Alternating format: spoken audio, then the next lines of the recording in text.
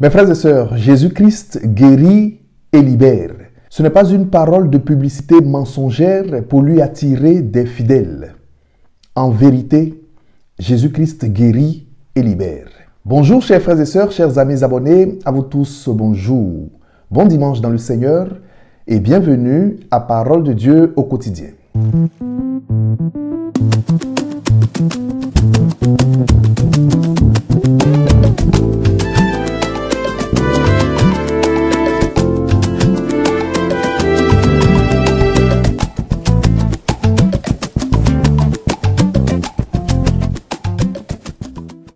Au nom du Père et du Fils et du Saint-Esprit, Amen. Chers frères et sœurs, les 4 évangiles nous donnent des récits précis avec nom à l'appui des personnes qui ont bénéficié de la compassion et de l'œuvre de guérison de Jésus.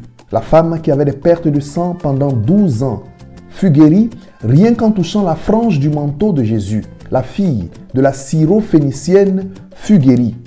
Les 10 lépreux furent guéris bien qu'un seul revint sur ses pas en rendant grâce à Dieu. L'aveugle de Jéricho, Bartimée, fut guéri. Le paralytique transporté par ses amis qui ont dû passer par le toit d'une maison pour atteindre Jésus fut guéri. Et l'évangile de ce 5e dimanche du temps ordinaire, en Saint Marc chapitre 1 verset 29 à 39, nous raconte la guérison de la belle-mère de Simon-Pierre et des nombreux malades qui recherchaient Jésus afin d'obtenir la guérison. En vérité, mes frères et sœurs, Jésus guérit et libère. Que Jésus guérisse et libère, cela ne fait l'ombre d'aucun doute, du moins pour nous les chrétiens qui sommes ses disciples. Je voudrais dans cette première partie de notre méditation nous inviter à réfléchir sur notre attitude devant la maladie, avant d'en arriver à contempler l'attitude de Jésus devant la souffrance de ceux qui venaient à lui. Comment d'abord nous-mêmes nous réagissons devant nos maladies et dans notre souffrance. Chers amis, dans nos moments de souffrance dus à la maladie, nous manquons de patience. Et bien souvent, nous perdons la confiance en Dieu. Ce manque de patience dans la maladie nous conduit pour la plupart des chrétiens à perdre la confiance en Dieu. Nous sommes impatients. Et nous le faisons sentir aux médecins, aux amis, aux membres de la famille qui viennent pour nous apporter leur assistance. Nous devenons désagréables envers tout le monde, au point où finalement nous finissons par récriminer contre Dieu lui-même. Prenons un exemple concret. L'année dernière, pratiquement à la même période, un peu plus vers la fin du mois de février 2020, je revenais de mes vacances quand je suis tombé malade. Cela a nécessité que je sois hospitalisé, maintenu à l'hôpital. Et dans mon cœur a commencé à naître une certaine impatience. J'étais impatient parce que je trouvais que les médecins ne faisaient pas le nécessaire pour que je guérisse. Les jours passaient, 3 jours après mon hospitalisation, ma situation ne s'améliorait pas et je continuais de souffrir. Un matin, le médecin de garde, qui est une dame, est venu me voir pour me dire que je serais conduit en isolement. Le coronavirus venait de commencer parce que je faisais la fièvre de façon récurrente. Alors je lui ai dit dans mon impatience et dans ma rage intérieure, je lui ai dit, Madame, je suis d'accord que vous me mettiez en isolement parce que je fais la fièvre. Mais avant de m'envoyer en isolement, il faudrait me faire le test et prouver que je suis positif au coronavirus. Ensuite, vous pourrez me mettre en isolement. Mais en plus de ce test du coronavirus que vous voulez me faire, faites-moi également le test du paludisme. Elle me dit, malaria? J'ai dit, oui, vous appelez ça la malaria. Mais nous, on appelle ça le djekwadjo. Chez nous, c'est le djekwadjo, madame. Et je pense que les symptômes que j'ai ressemblent à ce que j'avais. Figurez-vous que j'en étais à ma 2e hospitalisation. La première a eu lieu quand j'étais en 5e.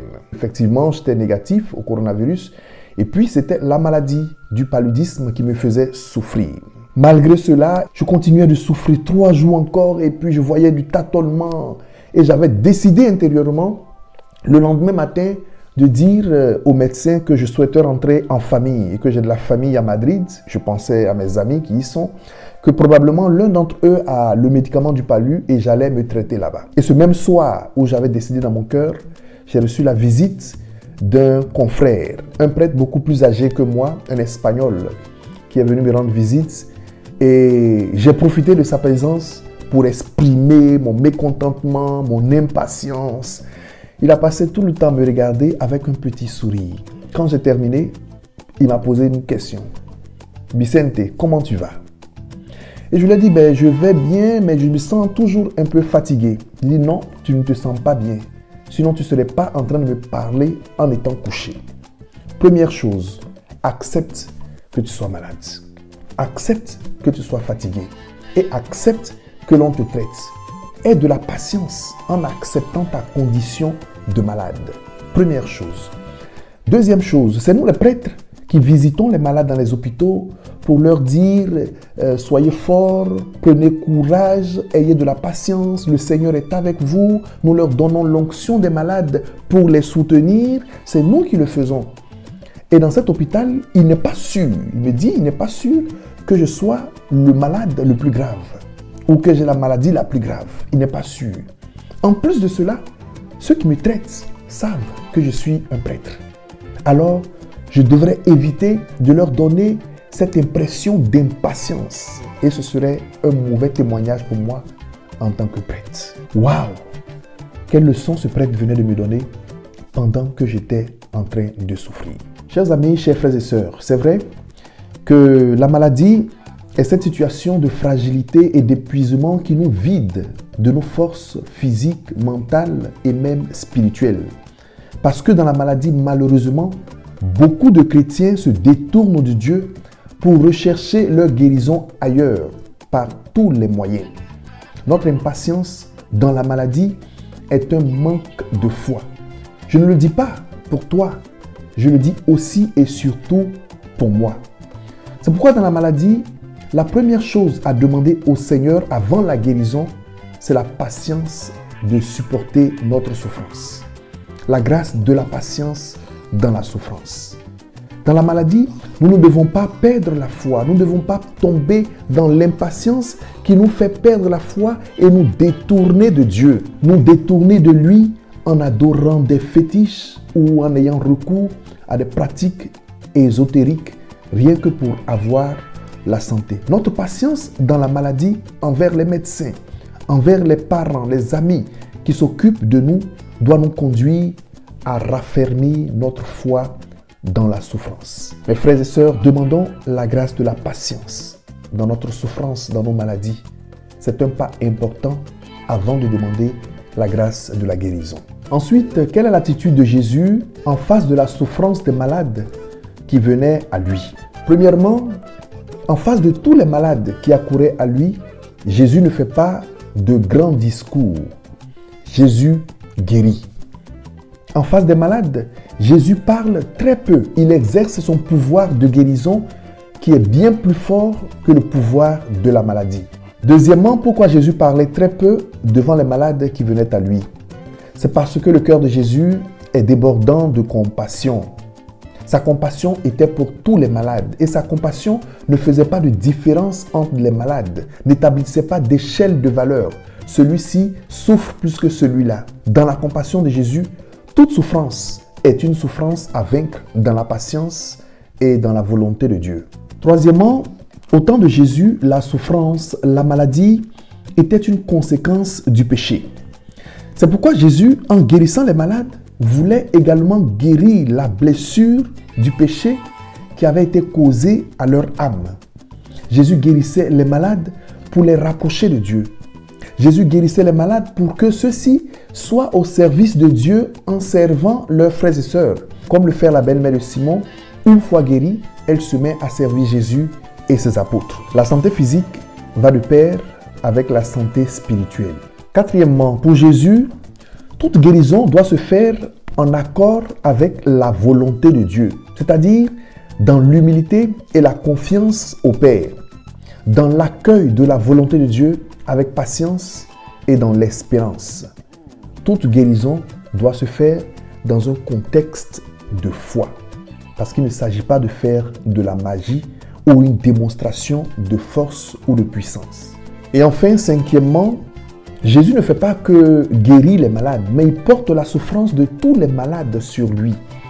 Sa passion et sa mort sur la croix sont un message pour tous ceux qui souffrent aujourd'hui dans le monde, surtout en cette crise sanitaire.